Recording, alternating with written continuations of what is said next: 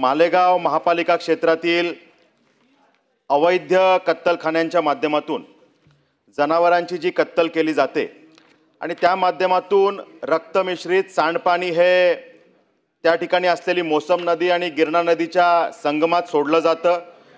हिंदू संस्कृतीमध्ये सभापती महोदय ज्या पद्धतीनं नदीला आईचं महत्त्व आम्ही सगळे देतो, आपण सगळे देतो, आणि जर का अशा पद्धतीनं अवैध कत्तलखान्यांच्या माध्यमातून हे पात्र अपवित्र करण्याचं काम होत असेल तर हिंदू धर्मियांच्या भावना यात भडकलेल्या आहेत आणि जातीय सलोखा त्या ठिकाणी कुठेतरी विस्कळीत होऊ शकेल अशी स्थिती तयार झालेली आहे। महापालिकेच्या माध्यमातून 27 व्यावसायिकांना आतापर्यंत सूचना देण्यात आल्या आहेत की जर का अशा प्रकारे या कत्तली होणार असतील तर त्यात जे काही रक्त तयार होतं ते आपण एखाद्या ड्रममध्ये जमा करावं आणि त्याची प्रक्रिया जी काही स्टँडर्ड आहे की ज्या पद्धतीने MPCBकडे पाठवून त्यातले जे काही चुकीचे कंटेंट्स आहेत ते काढून त्यानंतर प्रक्रिया करून ते पाणी डिस्पोज केलं पाहिजे, पण तशा प्रकारे कुठल्याही प्रकारच्या गोष्टींचं पालन त्या ठिकाणी होत नाही आहे आणि त्यामुळे या अनुषंगाने त्यांच्यावरती अजून कुठलीही कारवाई सूचना दिल्या पण 27 व्यावसायिकांवर कुठल्याही प्रकारची कारवाई झाली नाही। तर पहिला प्रश्न माझा आहे की या विषयामध्ये या व्यावसायिकांवर आपण कारवाई करणार का?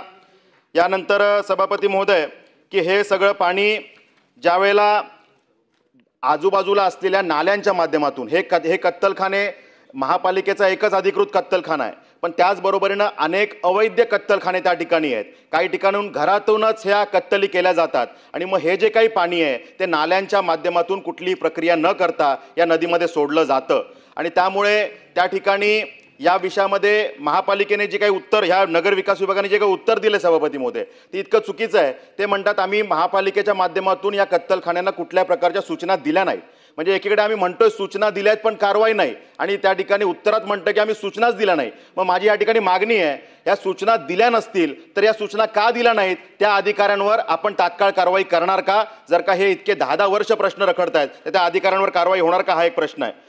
सभापती महोदय हे जे काही अवैध कत्तलखाने चालतायत हे तात्काळ बंद करण्याच्या कारवाईची माझी मागणी आहे। हे अवैध कत्तलखाने कधीपर्यंत बंद होणार याचं टाइम बाउंड उत्तर अपेक्षित आहे, त्यामुळे या विषयातली एक मागणी आहे। आणि हे जे व्यावसायिक आहेत या व्यावसायिकांवरती आपण काय कारवाई करणार आणि ज्या अधिकाऱ्यांनी याला पाठीशी घालण्याचं काम केलंय त्यांच्यावरती काय कारवाई करणार हे 4 प्रश्न आहेत। सभापती महोदय अजून एक यामध्ये गोदावरी नदीपात्राचा विषय की नाशिकला आपण सगळेजण सिंहस्थ कुंभमेळ्याला त्या ठिकाणी साकारायला समोर चाललोय आणि अशा वेळेला गोदावरीच्या पात्रात सुद्धा अशाच प्रकारच्या कत्तलखान्यांच्या माध्यमातून पाणी हे नदीपात्रात सोडलं जातंय आणि त्या ठिकाणी मी आपल्याला ज्या विषयाचा पेनड्राईव्ह देणार आहे। उत्तरात म्हटलं की गोदावरीच्या पात्रामध्ये असं कुठल्याही प्रकारचं पाणी येताना दिसत नाही, अशा तक्रारी आलेल्या नाही। मी आपल्याला पेनड्राईव्ह या सभागृहात सुपूर्द करतोय की ज्यामध्ये आपल्याला दिसेल की कशा पद्धतीनं या पाण्यामध्ये पाण्याला अपवित्र करण्याचं काम हे त्या ठिकाणी केलं जात आहे। त्यामुळे गोदावरीच्या पात्रात सुद्धा जे काही पाणी सोडलं जात आहे नाशिकच्या आजूबाजूला असलेल्या या सगळ्या कत्तलखान्यांवरती आपण काय कारवाई करणार आणि ती कधीपर्यंत करणार हा सुद्धा स्पेसिफिक प्रश्न आहे। सन्मान्य सभापती महोदय, सन्मान्य सदस्यांनी मालेगाव परिसरातील कुरेशी मोहल्ला ते सरदार चौक या भागातल्या कत्तलखान्याच्या संदर्भातला प्रश्न या ठिकाणी मांडलेला आहे।